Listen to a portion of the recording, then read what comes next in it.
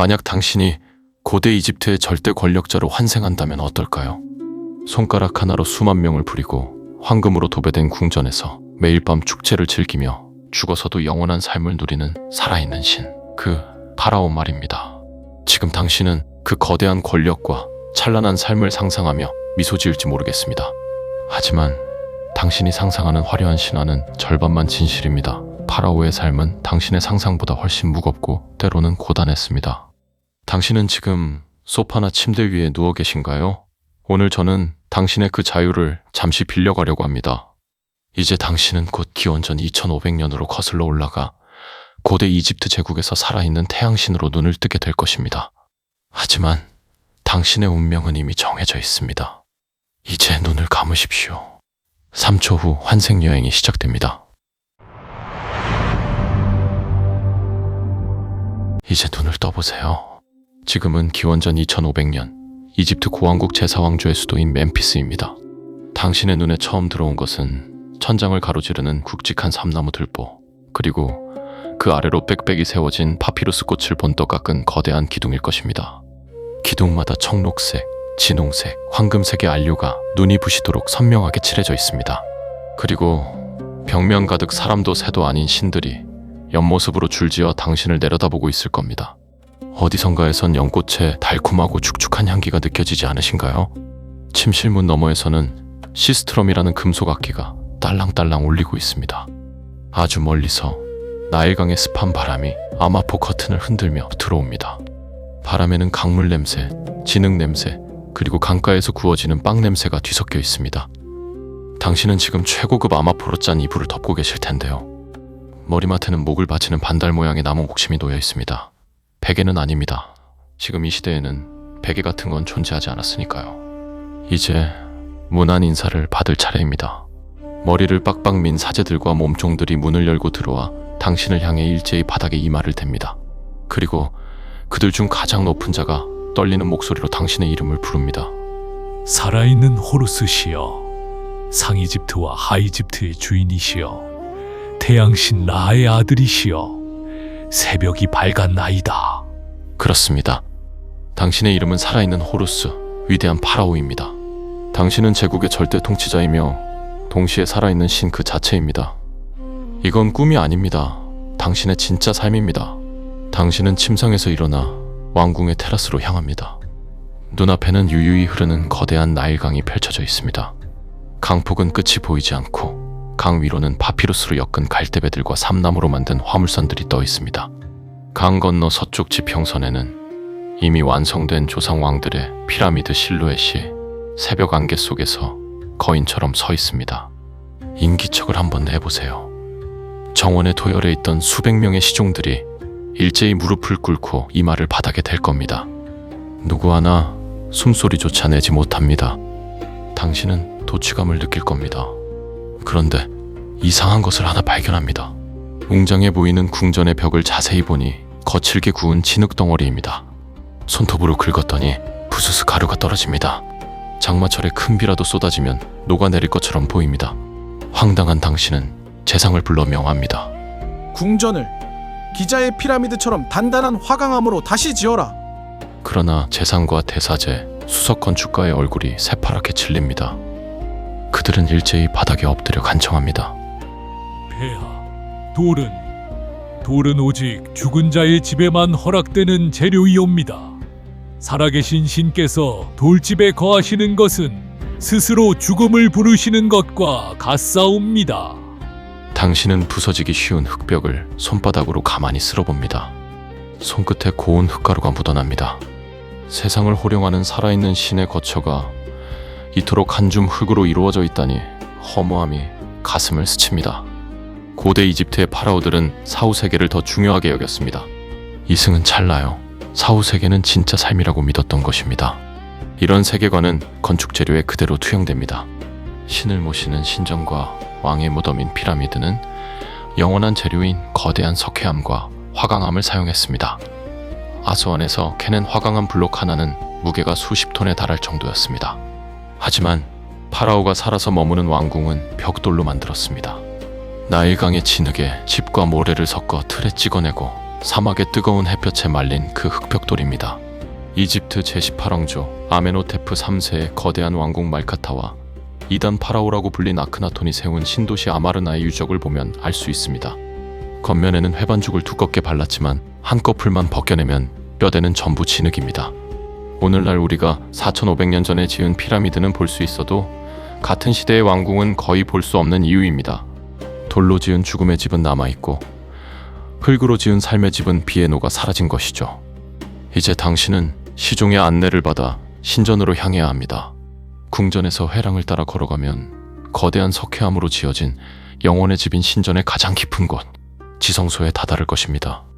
회랑을 지날수록 공기는 차가워지고 천장은 낮아지고 공간은 점점 좁아집니다. 마치 어머니의 자궁 속으로 들어가는 듯한 느낌입니다. 당신이 든 기름 등잔 하나만이 어둠을 밀어내고 있고 발소리는 돌벽에 반사되어 낯설게 돌아옵니다. 마침내 도착한 지성소. 모두가 이 앞에서 멈춰섭니다. 심지어 대사제조차 여기서는 몇 걸음 뒤에 물러서 있어야 합니다. 폐하, 지금부터는 폐하 홀로 들어가셔야 합니다. 저희는 따라 들어갈 수 없사옵니다. 좀 더 들어가 보니 눈앞에 허리 높이 정도의 작은 감실이 보입니다. 문을 열었더니 그 안에 황금과 청금석으로 만들어진 작은 신상이 놓여 있습니다. 당신이 상상했던 거대한 조각상도 아닙니다. 크기는 30cm 남짓, 마치 인형 같습니다. 여기서 뭘 해야 하지? 그냥 중얼거리면서 기도하는 척만 하면 되는 건가? 그렇게 생각하면 오산입니다. 당신은 먼저 어제 저녁에 봉인해둔 점토 인장을 직접 뜯어내야 합니다. 그 다음 차가운 향유를 숯불 위에 직접 떨어뜨려 유향과 모략, 연기를 피워야 합니다. 그 다음은 신상의 어제 옷을 한 겹 한 겹 벗기고 물과 소금으로 신상의 몸을 씻기세요. 그리고선 고운 암화포로 물기를 닦으세요. 이제 새 옷으로 갈아입혀야 합니다. 흰색, 녹색, 붉은색, 푸른색 순인이 잊어버려서는 안 됩니다. 마지막으로 황금 접시에 차려진 빵과 맥주, 고기를 신상 앞에 바칩니다. 그리고 이마를 3번 바닥에 찧어야 제사가 끝이 납니다. 당신은 아직 잠이 덜 깼고 배도 고프고 허리도 아픕니다. 이런 허례허식은 가볍게 건너뛰고 싶은 마음이 굴뚝 같을 겁니다. 그러나 만약 당신이 새벽의 의식을 단 하루라도 빼먹으려고 한다면 사제들이 두려움에 떨며 경고할 겁니다. 살아있는 호루스시여, 우주의 질서인 마아트가 붕괴하여 내일 아침 태양신 라의 배가 지평선 위로 떠오르지 못할 것입니다. 또 홍수가 마른 땅을 덮칠 것이고 역병이 돌 것이며 이집트 전체가 혼돈의 뱀 아포피스의 아가리 속으로 빨려 들어가고 말 것입니다. 머리가 띵해집니다. 가장 강한 권력을 가졌기에 매일 새벽 가장 먼저, 가장 오래, 가장 불편한 노동을 해야 하는 사람, 그게 바로 당신입니다. 당시 파라오는 단순한 군주가 아니었습니다. 이집트 전역에 존재하는 모든 신전의 유일한 최고 대사제였습니다. 이론적으로 파라오는 나일강을 따라 펼쳐진 수백 개의 모든 신전에서 아침, 정오, 저녁에 3번의 의식을 직접 주관해야 했습니다. 테베의 아문 신전, 헬리오폴리스의 라 신전, 멤피스의 프타 신전, 아비도스의 오시리스 신전 모두 다요. 당연히 불가능합니다. 그래서 각 신전의 대사제들이 파라오의 대리자 자격으로 의식을 거행했습니다. 그러나 수도의 핵심 신전, 특히 당대의 국가신을 모신 신전에서는 파라오가 직접 신상 앞에 섰습니다. 신전에 모신 신상은 단순한 우상이 아니었습니다. 이집트인에게 신상은 신의 영혼인 카가 깃들 수 있는 말하자면 육체였습니다. 그래서 신의 육체인 신상도 매일 아침 씻기고 입히고 먹여야 했습니다. 먹지 못한 신은 굶주리고 굶주린 신은 우주를 지탱할 힘을 잃었다고 믿었습니다. 제사는 단순한 종교의식이 아니었습니다. 우주의 에너지를 공급하는 시스템이었던 것입니다. 파라오는 권력을 누리기만 하는 자가 아니라 우주를 매일 수동으로 감아줘야 하는 거대한 태엽과 같은 장치 그 자체였던 것입니다. 고된 의식을 드디어 끝내셨군요. 기다리던 아침 식사 시간이 돌아왔습니다. 당신은 기진맥진한 몸을 이끌고 식당으로 들어갑니다. 테이블 위에 차려진 상차림은 눈이 부실 정도입니다. 황금 접시 위에 올려진 기름이 자르르 흐르는 구운 거위고기, 나일강에서 잡아올린 구운 틸라피아, 꿀을 발라 구운 무화과와 대추야자, 석류, 포도, 멜론, 그리고 수십 가지 모양의 빵이 즐비합니다. 당신은 침을 삼키며 포크와 나이프를 잡고 있습니다. 하지만 포크는 2000년 뒤에나 발명됩니다. 손으로 집어서 뜯어 드시면 됩니다. 그런데 물이 보이지 않습니다. 목이 막힙니다. 근데 물이 안 보이네. 여봐라, 물은 도대체 어디에 있느냐? 시종은 곤혹스러운 얼굴로 커다란 토기잔을 내밉니다. 그 안에 담긴 것은 맑은 물이 아닙니다. 걸쭉하고 탁하고 누런색의 시큼하고 씁쓸한 액체가 들어있습니다. 가만히 보니 맥주입니다. 컵에 든 맥주는 알코올 도수가 3에서 4% 정도인 죽에 가깝습니다. 폐하, 나일강의 물은 그냥 드실 수 없사옵니다. 이 신성한 보리 음료를 드시옵소서. 당신은 이번에 한숨을 내쉬고 빵을 한 입 베어뭅니다. 하지만 입안에서 뭔가가 서걱거립니다. 이를 꽉 깨물자 치아 사이로 흐드득하고 모래알이 부서집니다. 빵에는 모래가 들어있었던 겁니다. 여봐라, 이 모래를 어찌할 것이냐? 제빵사를 이리로 대령해라. 당신이 분통을 터뜨리자 재상은 당황스럽게 쳐다봅니다. 그도 그럴 것이 지금 당신이 사는 이집트에선 모든 빵에 모래가 섞여 있었습니다. 아무리 파라오라 해도 예외는 없었습니다. 고대 이집트의 빵과 맥주는 주식이었습니다. 맥주를 물 대신 마신 이유는 위생 때문입니다. 나일강은 매년 축복처럼 범람하여 검고 기름진 땅을 남겼지만 그 물을 그대로 마시는 것은 위험했습니다. 주혈업충인 비라르지아 같은 기생충, 콜레라, 이질균이 강물에 우글거렸기 때문입니다. 그래서 이집트인들은 파라오부터 노예까지, 갓난아기부터 노인까지 에머밀과 보리를 발효시킨 맥주를 마셨습니다. 알코올 도수는 낮았지만 발효 과정에서 병원균이 대부분 사멸했기에 강물보다 훨씬 안전했습니다. 하지만 빵에 섞인 모래는 피할 수 없는 숙명이었습니다. 사막에서 바람이 불면 모래는 어디든 들어가고 밀을 가는 맷돌 자체가 사암이라 갈면 갈수록 돌가루가 밀가루에 섞였습니다. 결과는 참혹했습니다. 투탕카멘을 포함한 수많은 파라오와 귀족의 미라를 CT로 촬영해보면 치아가 거의 평평하게 마모되어 있습니다. 40대만 되어도 치수가 드러나 극심한 치통에 시달렸고 충치와 치주염으로 인한 폐혈증을 겪었습니다. 고대 이집트인의 주요 사망 원인 중 하나였습니다. 람세스 2세의 미라를 보면 생전 극심한 치과 질환으로 고통받았다는 흔적이 뚜렷합니다. 제국을 호령하던 위대한 파라오를 가장 괴롭힌 것은 적군이 아니라 빵 속의 모래였던 것입니다. 식사를 마치셨나이까? 이제 업무를 봐야 합니다. 거대한 석조 아련실인 두 땅의 전당으로 이동하십시오. 천장에는 독수리 여신 네크베트가 날개를 펼치고 있고 옥좌는 황금으로 덮인 흑단 의자 위에 놓여 있습니다. 옥좌의 발판에는 이집트가 반드시 제압해야 할 이민족 적들의 모습이 새겨져 있습니다. 당신은 매일 적들을 밟고 앉는 셈입니다. 재상 제티가 오늘의 업무 보고를 들고 들어옵니다. 그 뒤로 상이집트와 하이집트의 지방관들, 재무관, 곡물창고 감독관, 그리고 외국 사절단까지 줄지어 당신 앞에 엎드립니다. 당신은 위엄을 보여야 합니다. 시종에게 이렇게 명령해보세요. 가장 화려한 금방 로브를 가져오라. 보석이 박힌 목걸이도. 그런데 시종이 가져온 것은 거의 아무것도 없습니다. 시종들이 머리 위에 파랑과 금빛의 가로 줄무늬가 있는 두껍고 육중한 네메스 2건을 채워줍니다. 덥고 꽉 끼고 무겁습니다. 여기에 더해 이마를 조이는 금제 코브라 장식인 우라에우스까지 부착됩니다. 당신의 이마를 쏘듯이 압박합니다. 끝이 아닙니다. 시종들이 당신의 턱 아래에 가짜 수염을 끈으로 묶고 있습니다. 끈이 귀 뒤로 넘어가 두피를 아프게 잡아당길 정도입니다. 지금 밖의 기온은 40도를 오르내립니다. 땀이 네메스 아래로 흘러내리고 가짜 수염의 끈은 턱을 짓누릅니다.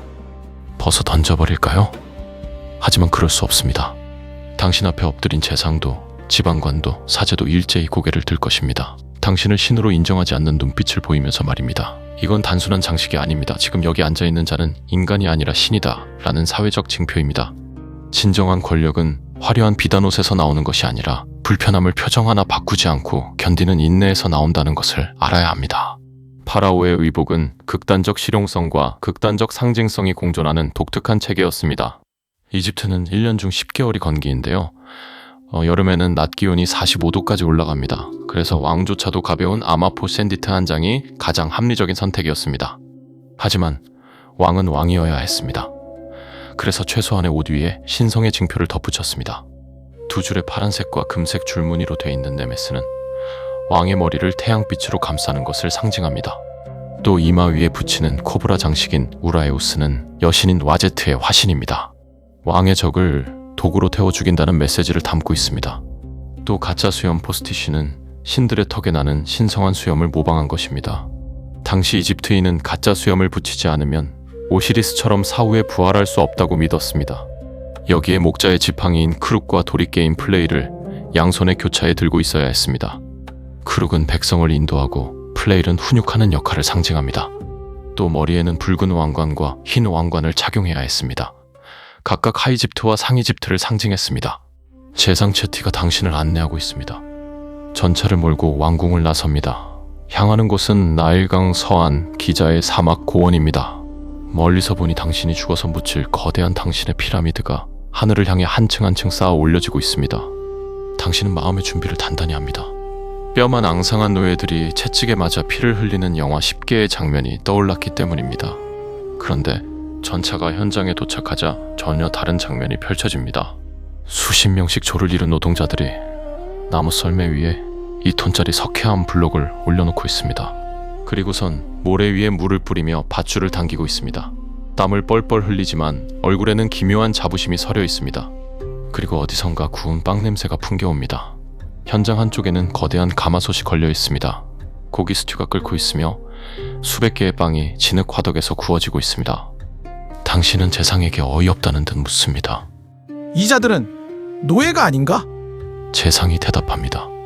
폐하, 이들은 매년 나일강이 범람할 때 농사를 지을 수 없는 농부들이옵니다. 폐하의 명으로 이들을 고용하고 빵과 맥주, 고기, 의복을 지급하고 있사옵니다. 부상자는 국가의사가 치료하며 사망자는 피라미드 근처에 명예롭게 매장되옵니다. 순간 재상이 은밀히 귓속말을 하고는 고개를 숙입니다. 만약 폐하께서 비용을 아끼시어 이들의 배급을 끊으신다면 재상은 더 이상 말을 잇지 못합니다. 당신이 이들을 해고할까봐 두려웠기 때문입니다. 이처럼 거대한 돌무덤은 채찍으로 지어지는 것이 아니었던 것입니다. 빵과 맥주라는 막대한 대가를 매일 지불해야만 완성되는 고대판 뉴딜 정책 그 자체였습니다. 현대의 대중문화는 오랫동안 피라미드를 노예들의 피와 땀으로 쌓인 억압의 상징으로 묘사해왔습니다. 이건 헤로도토스의 과장된 기록과 할리우드 영화의 영향 탓입니다. 미국 고고학자 마크 레너와 이집트 고고학자 자이 하와스가 주도한 발굴은 이런 허상을 완전히 뒤집었습니다. 그들이 찾아낸 것은 약 2만 명을 수용할 수 있었던 거대한 노동자 마을이었는데요. 그 안에는 대규모 빵 제조소와 양조장, 그리고 전용 공동묘지가 있었습니다. 노동자들은 자유민이었으며 매년 나일강 범람기인 7월에서 10월에 정기적으로 징집되어 국가사업에 참여했습니다. 오늘날로 치면 군복무입니다. 피라미드 건설 노동자들은 어떻게 일당을 받았을까요? 배급표는 점토판에 새겨져 내려오고 있습니다. 빵 서너 덩이에 맥주는 많으면 항아리 3개였고 정기적으로 소고기, 양고기와 생선을 지급받았습니다. 또 부상자의 뼈를 분석해보니 골절 후 정교하게 접합된 흔적이 뚜렷합니다. 외과 수술을 받았다는 증거입니다. 심지어 두개골 천공술 흔적도 발견되었습니다. 사망한 노동자들은 피라미드의 발치, 파라오의 바로 곁에 묻혔습니다. 엄청난 영예였습니다. 자신의 피라미드와 함께 영원히 남는다는 특권이기 때문입니다. 무덤 벽에는 그들의 직함이 자랑스럽게 새겨져 있습니다. 남부 피라미드 건설 감독관 파라오의 친구들, 주정뱅이 돌인부들과 같은 유쾌한 조별 이름까지 적혀 있습니다. 길고 고된 하루가 드디어 끝이 났습니다. 새벽 의식, 모래 섞인 아침 식사, 찌는 듯한 아련실에서의 침묵, 사막의 피라미드 시찰 등등. 몸은 납덩이가 된 것 같고 머리는 네메스 두건 자국이 빨갛게 남아 욱신거립니다. 시종들이 당신을 침실로 인도합니다. 천장에서는 유리가 아닌 얇게 깎은 설화석고 램프가 은은한 빛을 뿜고 있습니다. 벽에는 파피루스 습지와 야생 오리떼가 그려져 있고 공기에는 모략과 연꽃 향이 섞여 있습니다. 침상 위에는 왕비가 기다리고 있습니다. 머리에는 독수리 모양의 황금관을 쓰고 목에는 장밋빛 카넬리안과 청금석이 교차된 와세크 목걸이를 걸고 가슴 아래로는 흘러내리는 투명에 가까운 주름진 아마포 가운을 입었습니다. 폐하, 어서 들어오세요. 오늘 하루 무척 고단하셨지요. 소인이 피로를 풀어드리겠나이다. 그녀의 눈가는 콜로로 검게 선을 긋고 입술은 붉은 황토로 칠해져 있습니다. 당신은 하루의 피로를 그녀의 품에 기대 풀고자 한 걸음 다가섭니다.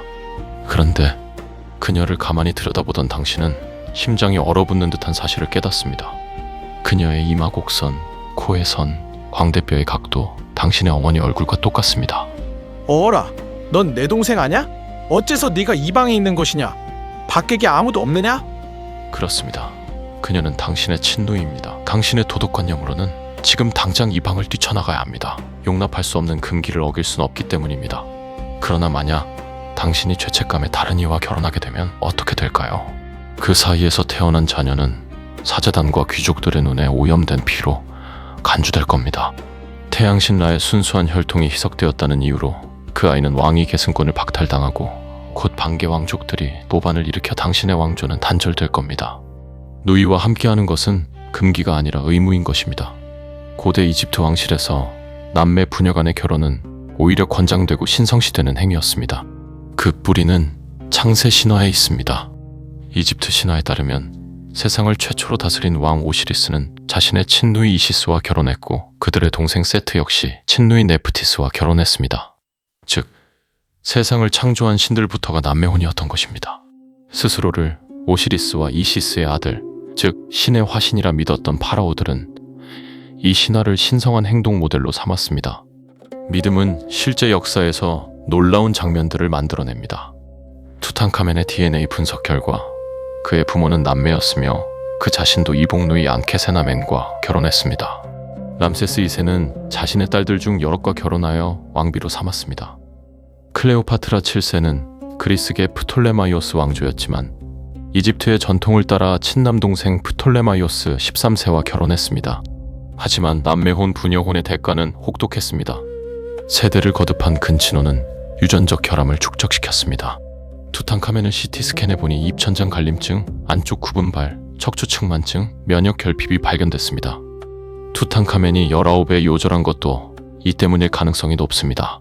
아크나톤과 그 가족 역시 길쭉한 두개골과 넓은 골반 등 비정상적인 체형이 부조에 묘사되어 있는데요. 이는 실제 유전 질환을 반영한 것일 수 있다는 학설이 있습니다. 고대 이집트의 왕실 침실은 세상에서 가장 고귀하면서도 세상에서 가장 폐쇄적이고 병든 공간이었습니다. 이날로부터 수십 년이 흘렀습니다.